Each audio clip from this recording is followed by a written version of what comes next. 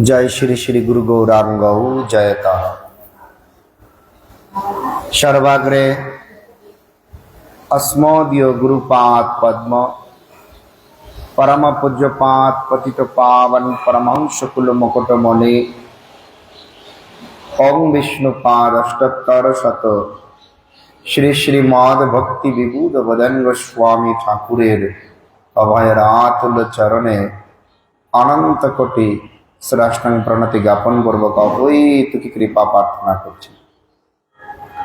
तत्पर समग्र पृथ्वी व्यापी श्री श्री गोपीनाथ गौरी मठ प्रतिष्ठानेर प्रतिष्ठाता आचार्य नित्यलीला प्रविष्ट ओम विष्णुपाद अष्टोत्तर शत श्री श्रीमद भक्ति प्रमोद पुरी गोस्वामी ठाकुरेर अभयरातुल चरणे अनंत कोटि श्रेष्ठांग प्रणति ज्ञापन पूर्वक अहैतुकी कृपा प्रार्थना करছি।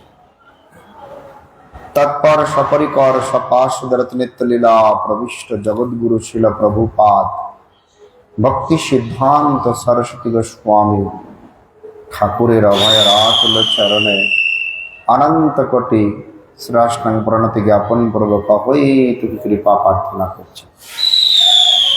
उपस्थित अभिन्न गुरुपाद पद्मदय त्रिदंडी स्वामी श्री श्रीमद भक्ति किंकर अवधूत महाराज जी, श्री शील पुरुषोत्तम दास बाबा जी महाराज जी, वैष्णवी वृंद सकल भक्तेर चरणे अनंत कोटि दंडवत प्रणति ज्ञापन पूर्वक अहैतुकी कृपा प्रार्थना करছি।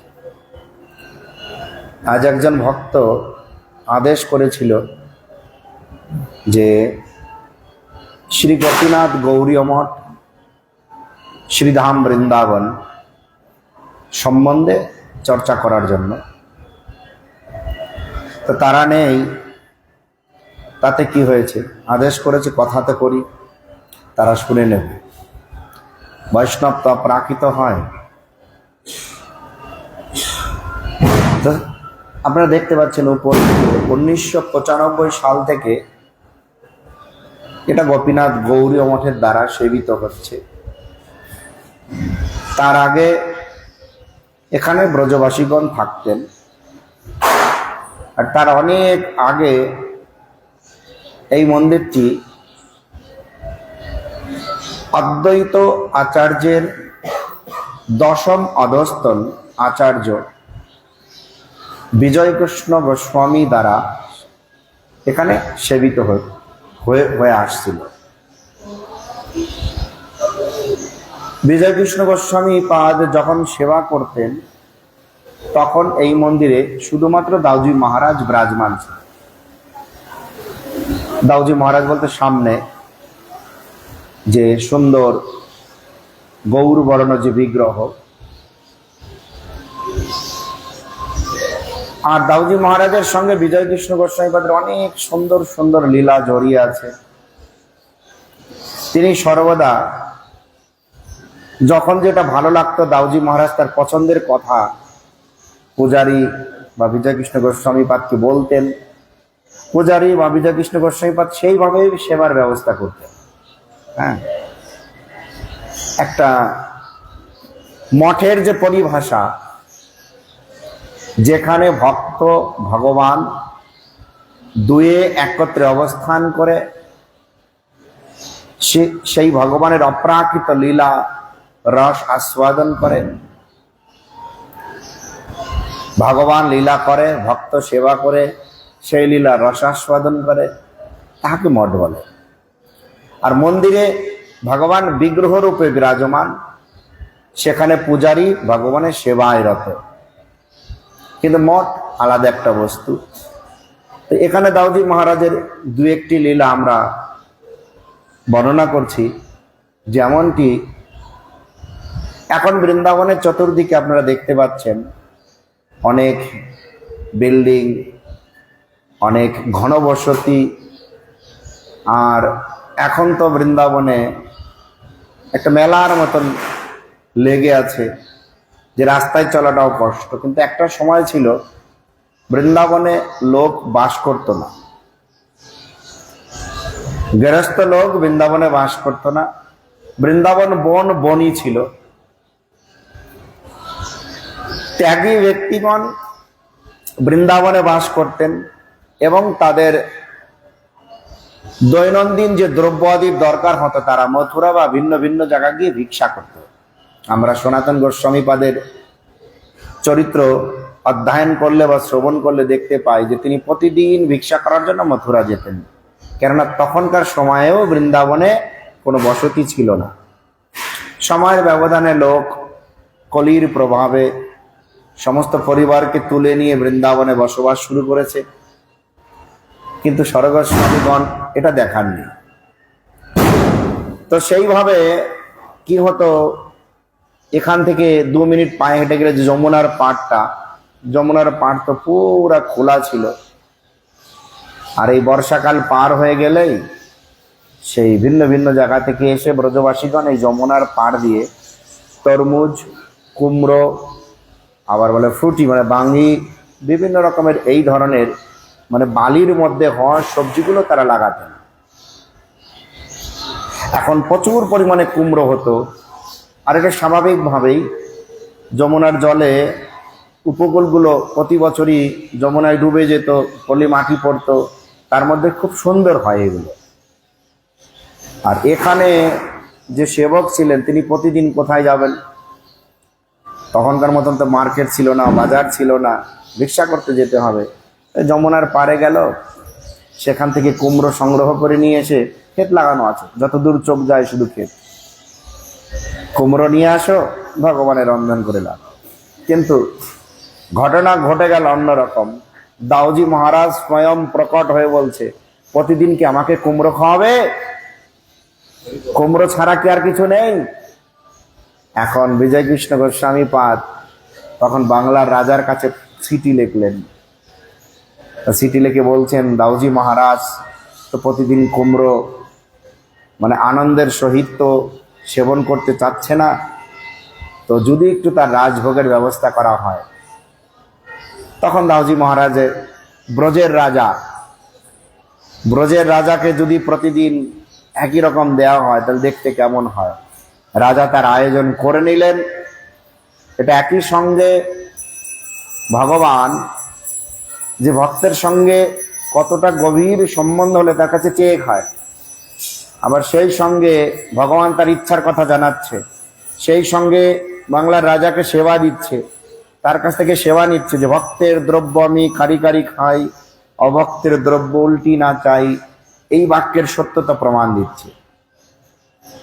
তো তারপর থেকে যখন থেকে আমাদের এই মন্দির 1995 সাল থেকে আমরা দাউজি মহারাজ কৃপা করে আমার পরম গুরু পাদ পদ্ম নিত্যলীলা প্রবিষ্টং বিষ্ণু পাদ অষ্টোত্তর শত শ্রী শ্রীমদ ভক্তি প্রমোদ পুরী গোস্বামী ঠাকুর তার দ্বারা প্রতিষ্ঠিত অভিষিক্ত আমার গুরু পাদ পদ্ম ওং বিষ্ণু পাদ অষ্টোত্তর শত শ্রী শ্রীমদ ভক্তি বিবুধ বদন গোস্বামী ঠাকুর এবং তার দ্বারা নিযুক্ত বর্তমান মঠের মঠরক্ষক ত্রিদণ্ডী স্বামী শ্রী শ্রীমদ ভক্তিঙ্কর অবধূত মহারাজ অত্যন্ত নিষ্ঠার সঙ্গে দাউজি মহারাজের এই রাজভোগের ব্যবস্থা করে যাচ্ছেন। হ্যাঁ, তো প্রতিদিন দুপুরে যে আমাদের ভোগটা হয়, ভগবানের জন্য রাজভোগের ব্যবস্থা করা হয়। তো এটা অনেক আগে দাউজি এই লীলাগুলো করেছে। আমরা শুধু কি করি, যখনই ভগবানের লীলা কথা শ্রবণ করি, না কারো কাছ থেকে শুনেছি, না গ্রন্থে পড়েছি, ভিন্ন ভিন্ন উপায়ে আমাদের কাছে এসেছে, কিন্তু সেই মধুর থেকে মধুরতম লীলা আমাদের সঙ্গে হয় না। কিছুদিন আগে একজন মাতাজি আমেরিকা থেকে আমাদের মন্দিরের আনুগত্যেই তিনি থাকেন। তো সে মাতাজির অনেক বয়স হয়েছে। তো হঠাৎ একদিন দাউজি মহারাজের আয়নাটা ভেঙে গেছে। এখন মহারাজের সে সম্বন্ধে ততটা জানে না, বা পূজারী বলেছে বা খেয়াল নেই। দীর্ঘদিন বলতে কিছুদিন চলে গেছে। চলে গেলে দাউজি মহারাজ দেখছে আমার আয়না তো আর আনছে না, কি করা যায়। তখন দাউজি মহারাজ ওই মাতাজির কাছে চেয়েছে যে তুমি আমাকে একটা আয়না দেবে, আমার আয়নাটা তো ভেঙে গেছে। সেই মাতাজি মহারাজের কাছে সে জিজ্ঞাসা, মহারাজ দাউজি মহারাজের কি আয়না নেই? আর তখন মহারাজের মনে, হ্যাঁ দাউজি মহারাজের আয়নাটা তো ভেঙে গেছে, আমরা তো আনিনি। তখন সেই মাতাজি বলছে, দাউজি মহারাজ আমার কাছে আয়না চেয়েছে। তখন তিনি একটা রূপোর আয়না নিয়ে এসেছে। এখনো সেই মাতাজি প্রকট আছেন, প্রচুর ভজন করেন। হ্যাঁ, তো আপনি ভাবলে অবাক হবেন, দাউজি মহারাজ যে ভঙ্গিতে দাঁড়িয়ে আছে, রাখাল বালক, হাতে ছড়ি, এক হাতে সিংহা, কৃষ্ণের হাতে বাঁশি, আর এক হাতে ছড়ি, মানে লাঠি। দাউজি মহারাজ যতটুকু আকারের, ঠিক গোবিন্দজি একই সমান। কিন্তু আমি আপনাদেরকে বললাম, প্রথমে কিন্তু দাউজি মহারাজ এখানে একা ছিল। আর দাউজি মহারাজ একা ছিল, দাউজি মহারাজ একা থাকাতে পরবর্তীতে, সেটা কত সাল ছিল মহারাজ, 2004 না 2002, যখন গোবিন্দজি আসলো,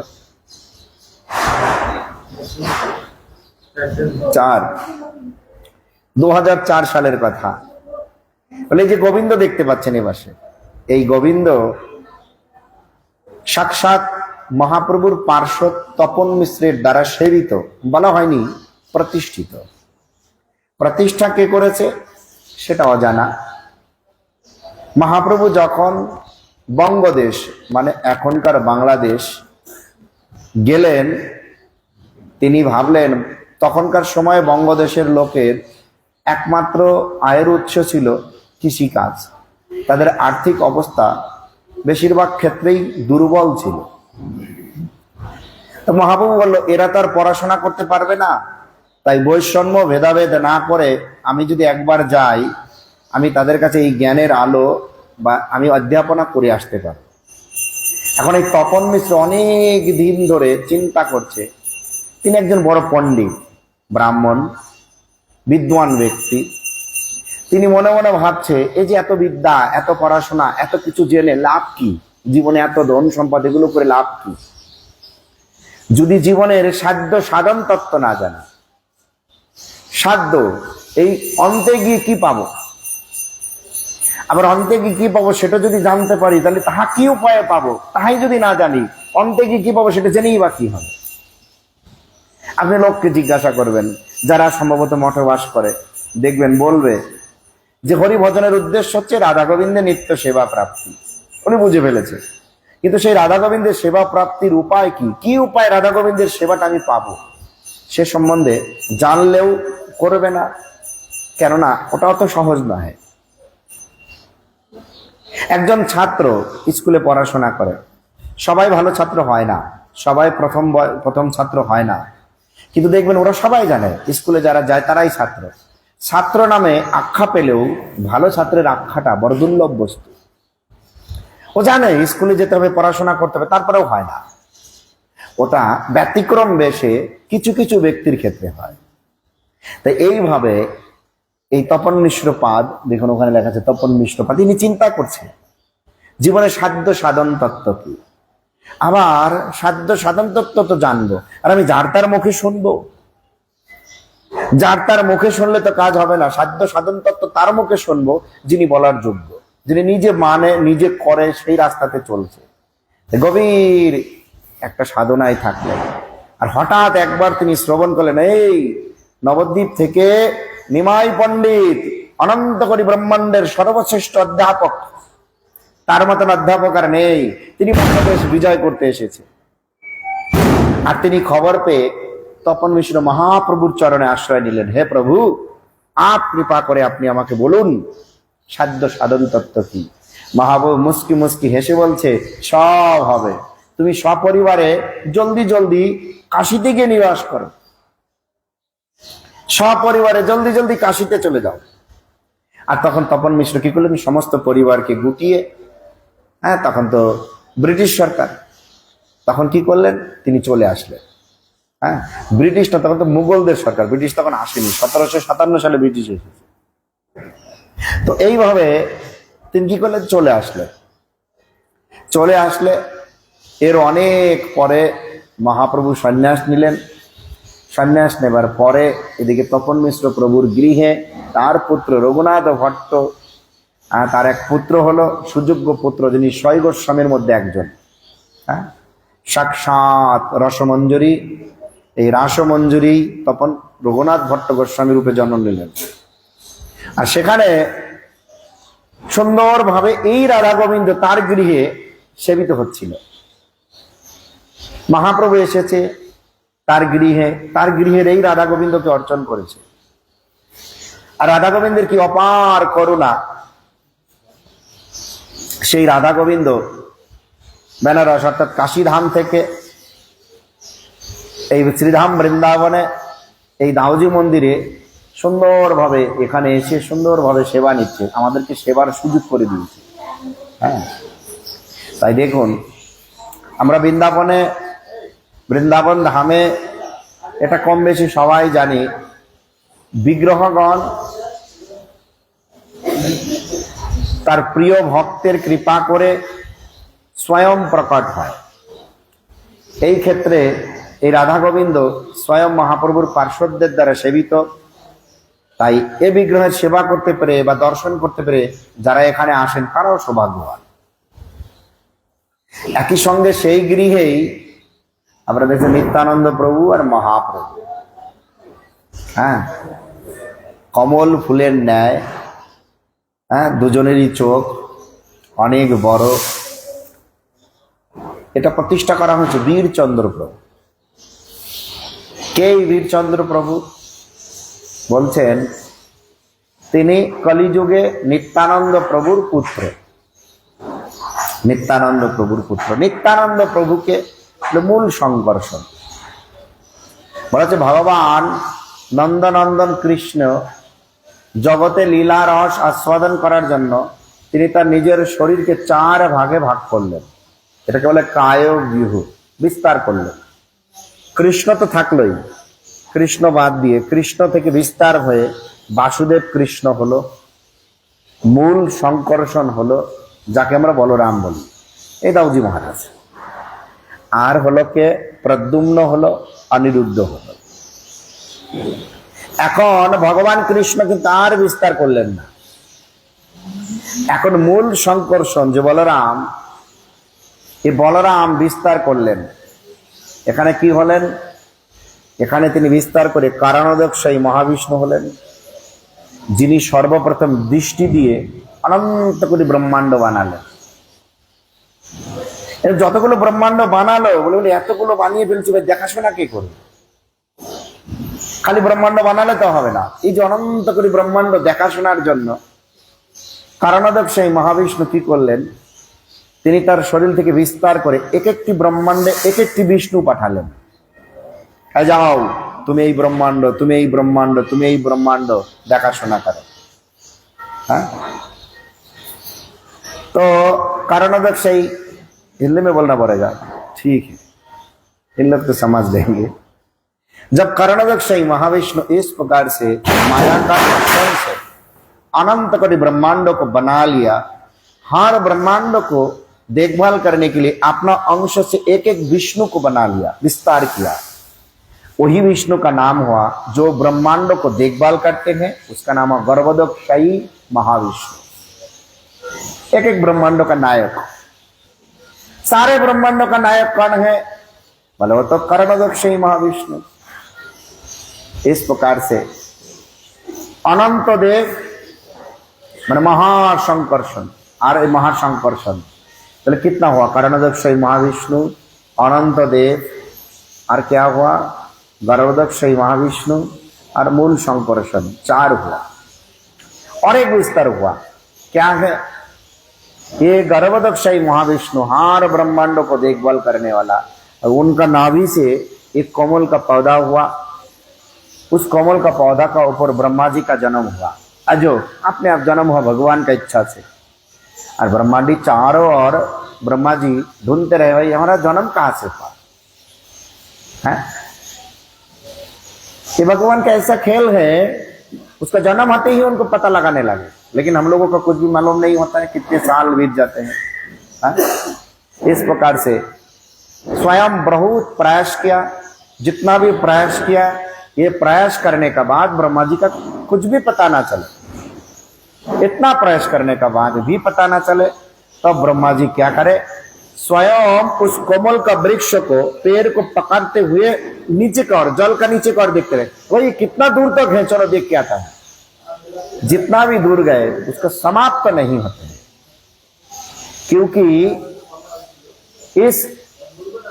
इस प्रयास द्वारा जगत जीव को भगवान दिखाया, अगर मैं न समझाऊं, मैं न कृपा करूं, तुम्हारा प्रयास द्वारा कभी भी उस मूल तत्व को, धर्म तत्व को, भगवत तत्व को तुम कभी भी नहीं जान सकते, जितना भी प्रयास करें।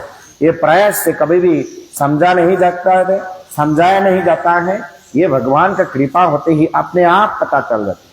भगवान जो भक्तों में जितना परिमाण से कृपा करते हैं, उस भक्त को उतना परिमाण से पता चलता है। इस प्रकार से उन्होंने स्वयं प्रयास करते हुए फिर पौधा को ऊपर आ गया और भगवान दिव्य वाणी प्रदान किया, तपह। और तपह का मतलब आप तपस्या करो, मेरा नाम जाप करो, हमको बुलाओ।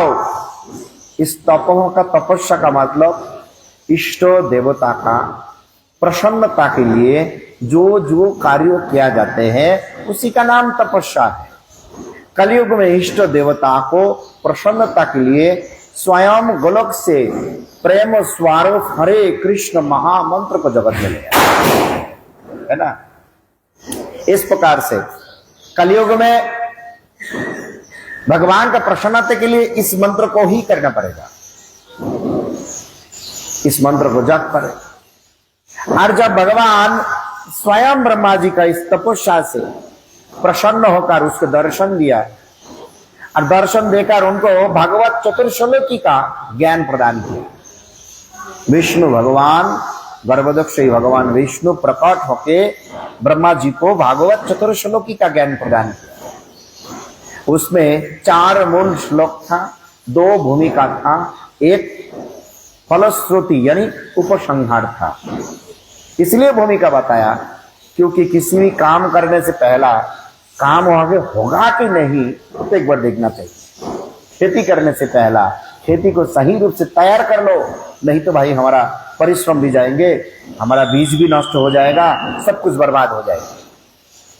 इसलिए 2 भूमिका में बताया, ज्ञानम परम गुह्यम यद विज्ञान समन्वयितम सारहस्यम तदंगम च गृहान गदितम मया। बताया ज्ञानम, मैं तुमको ज्ञान प्रदान करने जा रहा हूं। ये कैसा ज्ञान है? ज्ञान का परिभाषा क्या है? मद विषयों को ज्ञानामि ज्ञानम। भगवान ज्ञान का मतलब यहाँ पे बताया, जो चीजों द्वारा अच्छा बुराई को पता चलता है उसी को ज्ञान कहा जाता है। लेकिन भागवत ऐसा बताया, जो भगवान संबंधी थे वही ज्ञान है, जहां भगवान का संबंध नहीं वहां कोई ज्ञान नहीं। जगत में तो बहुत कुछ है, भगवान संबंधित नहीं हो ज्ञान नहीं हो सकता है। बताया ज्ञान का भी विशेषण लगा दिया, अतीव गोपन। बताया मेरा ज्ञान जो अतीव गोपन है, परम विज्ञान। अमर बताया याद विज्ञान समन्वयितम, वो विज्ञान सम्मत है। विज्ञान का मतलब है अनुभव युक्त ज्ञानावित विज्ञान। विज्ञान का मतलब जो अनुभव होता है, वो आंखों से इंद्रियों से देखने से काम नहीं बनेगा। कोई समझा दिया काम नहीं बनेगा, कोई समझाने गए काम नहीं बनेगा। और ठाकुर जी का कृपा से जिसका अनुभव होगा उसको पता चलेगा, जिसको अनुभव नहीं होगा उसको पता नहीं चलेगा। जो जिंदगी में रसगुल्ला देखा नहीं, उनका पास जाके रसगुल्ला का वर्णन करो। सफेद सफेद होता है, नरम नरम होते हैं, खाने में बहुत स्वादिष्ट है, मीठा है, वो देखा ही नहीं जिंदगी में। जितना भी व्याख्या करे अगर कैसा चीज हो सकता है, वो सोचते रहेंगे गोल गोल होगा, सफेद सफेद होगा, लेकिन उसका स्वाद पता ना चले क्योंकि वो आस्वादन नहीं किया, अनुभव करना होगा। इस प्रकार से भगवान 2 भूमिका को बताते हुए ब्रह्मा जी को ज्ञान को प्रदान किया। और ब्रह्मा जी को ज्ञान प्रदान करने के बाद अंतों में जाके बताते तान मतान, एक कथा करते हैं, बहुत दिन चला जाएगा, इसलिए मैं यहाँ पे चतुर्श्लोकी की कथा उठाऊंगे नहीं।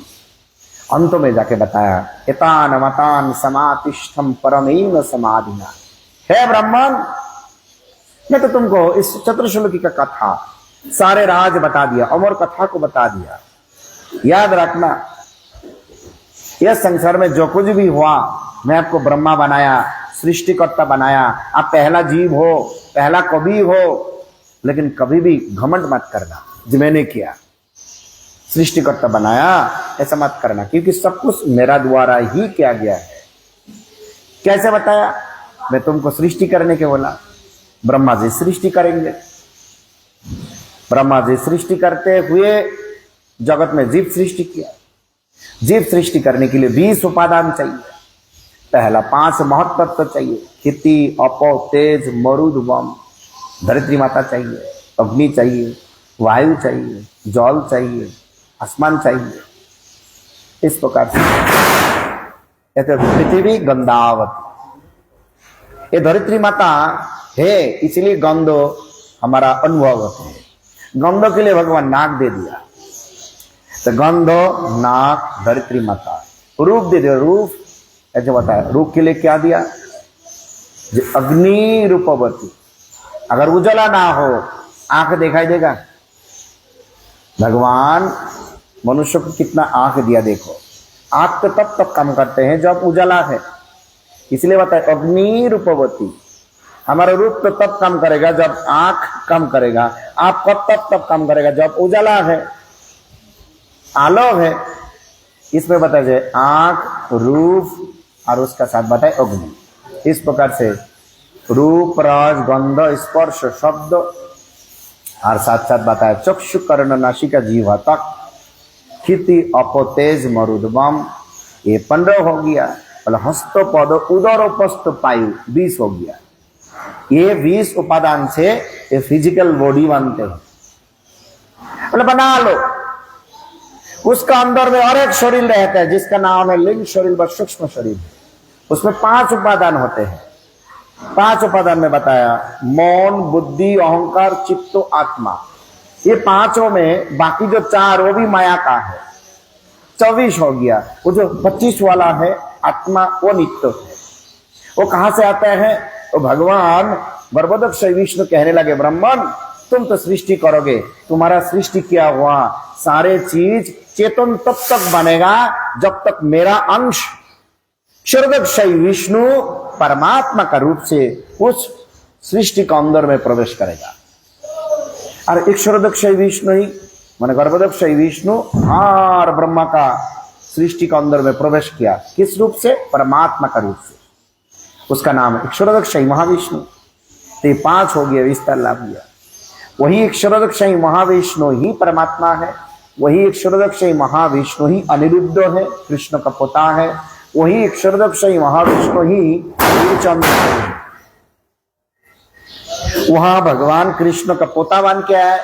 कलयुग में नित्यानंद प्रभु यानी बलराम महाशंकर्षण का बेटा बन के आए।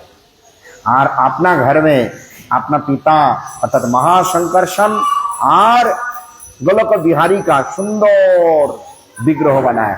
गौर नित्यानंद का विग्रह बनाया। यानी देखो, एक गौर नित्यानंद स्वयं भगवान का हाथ से भगवान का बनाया है। और वही वीरचंद्र प्रभु का हाथ में प्रतिष्ठा किया हुआ इस गौर नित्यानंद विग्रह यहाँ पे 2004 साल में कृपा करते हुए गोपीनाथ गौरी मठ में आए।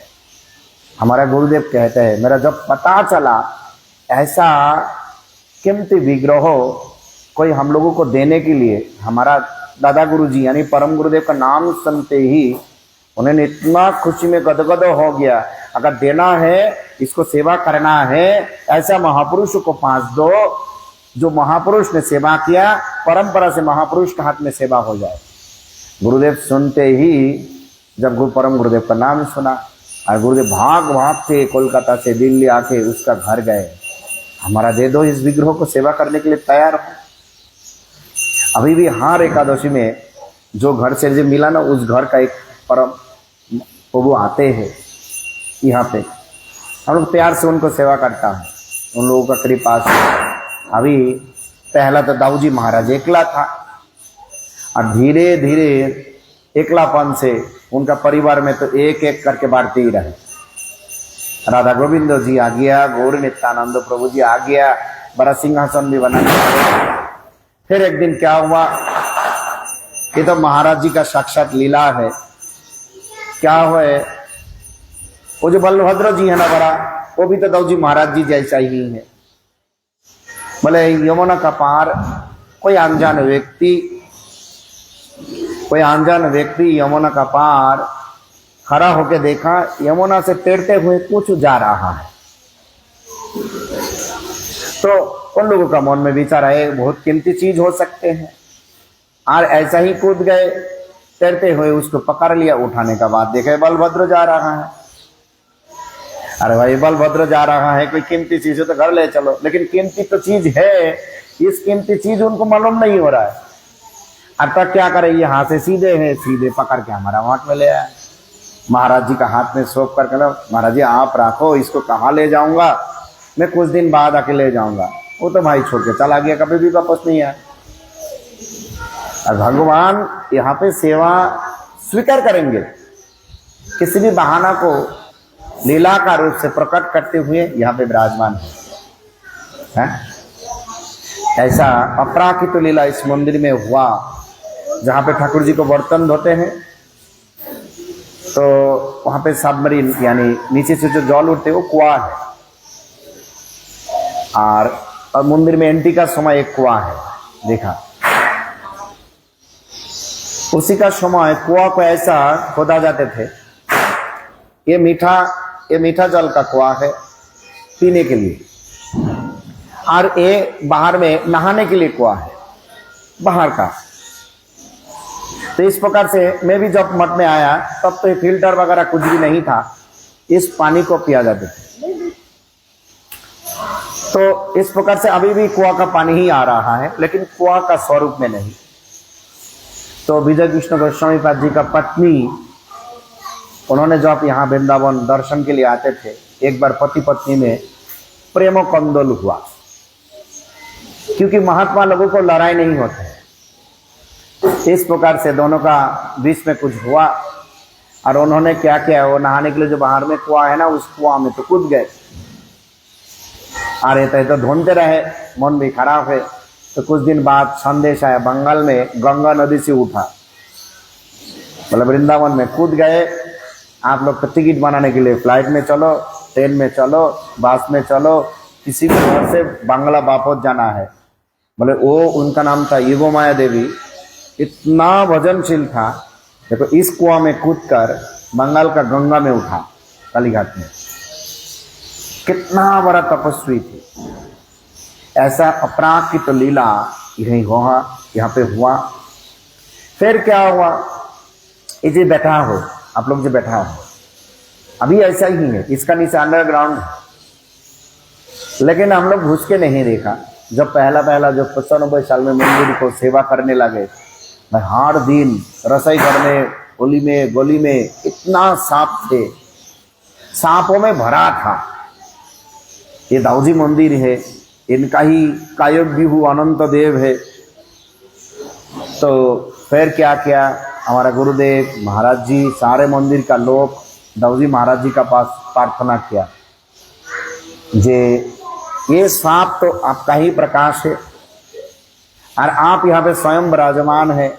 हम लोग तो दिल से सेवा करने वाला हो, तो हमारा अगर कोई गलतियाँ कुछ भी हो जाए तो हम लोगों को क्षमा कर दे। और आप ऐसा दोबारा कुछ, कोई एक्सीडेंट भी हो सकता है, दुर्घटना भी हो सकता है। सारे जहरीला सांप है, लेकिन किसी को कटा नहीं। उसका बाद से दाऊजी महाराज ऐसा कृपा किया, एक भी सांप किसी को देखा नहीं। इतना सांप कहाँ गए पता नहीं, अचानक अदृश्य हो गया। लेकिन उसका बाद से अंडरग्राउंड जाने का जो जितना भी मार्ग था बंद कर दिया। वहां क्या है क्या नहीं है कुछ भी मालूम नहीं, जरूरत ही नहीं है। हम लोग रहने दो, अंदर में भगवान का जैसा है ऐसा रहने दो, है ना। तो इस प्रकार से इस मंदिर को और एक विशेषता है, जो वृंदावन में वो जिसकोन मंदिर का उधर होता है रमन रेती। तो रमन रेती यानी भगवान कृष्ण जब जब वृंदावन आते खेलते थे। भगवान का क्रिया स्थल रमन रहती है। और उसका बाद पहला आते कौन सा है? सेवा कुंज है। ये सेवा कुंज ऐसा जगह है जहां पे भगवान कृष्ण राधा रानी आदि गोपियों को साथ लेकर, जहां पे सखाओं का प्रवेश नहीं, दूसरी कोई व्यक्ति को प्रवेश नहीं, एकांत लीला करते हैं। सेवा कुंज का परिधि समाप्त हुआ तब निधिवन शुरू हुआ। वहीं पे भी एक ही लीला होते हैं, एकमात्र अधिकारी व्यक्ति का ही प्रवेश। निधिवन समाप्त हुआ, वंशीवट शुरू हुआ। अभी हम लोगों का आंखों में वंशीवट थोड़ा सा छोटा जगह है, लेकिन नित्य वृंदावन में वंशीवट ऐसा नहीं। एक कुंज समाप्त हुई तो दूसरी कुंज समाप्त शुरू हुआ। वृंदावन में 3 कुंज मुख्य है, निधिवन, वंशीवट और सेवा कुंज। तो उसी हिसाब से हमारे मंदिर वंशीवट का एक क्षेत्र में आते हैं। Walking distance now from 1 minute.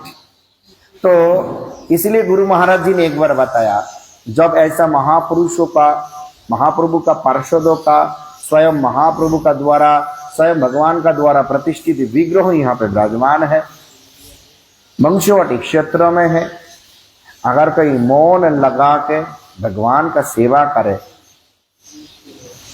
वही व्यक्ति को कभी भी गेट का बाहर जाने का आवश्यकता नहीं। उसको यहाँ पे बैठते हुए ही राधा रानी की कृपा को प्राप्त कर लेगा। क्योंकि ऐसा एक लीला हुआ, एक भक्त ने बंगाल से आए, मंदिर में आते ही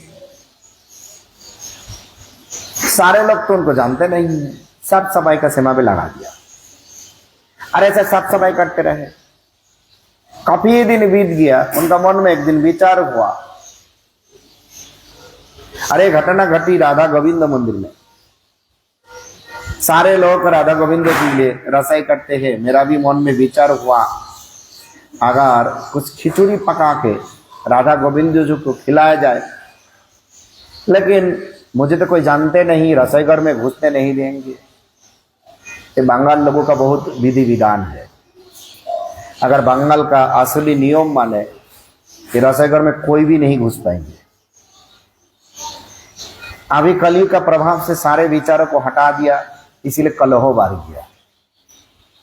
नहीं तो विचारों को रखना चाहिए, क्योंकि वृंदावन में वही प्रवेश कर सकता है जिसका अधिकार है। ऐसा नहीं गुरुदेव से मंत्र ले लिया, हरिनाम करते हुए अधिकार मिल गया, बहुत दूर का बात है। तो इस प्रकार से वो झाड़ू लगाते रहे और मन ही मन अपना बातों को गोविंद को कहने लगे, भाई मेरा हाथ में रसोई करने नहीं देंगे, रसोई घर में घुसने नहीं देंगे, कैसा करें। तो झाड़ू लगाते हुए, नाम जप करते हुए, हरे कृष्ण कृष्ण कृष्ण हरे हरे, हरे राम राम राम हरे हरे, अरे क्या क्या वो खिचड़ी पकाते रहे।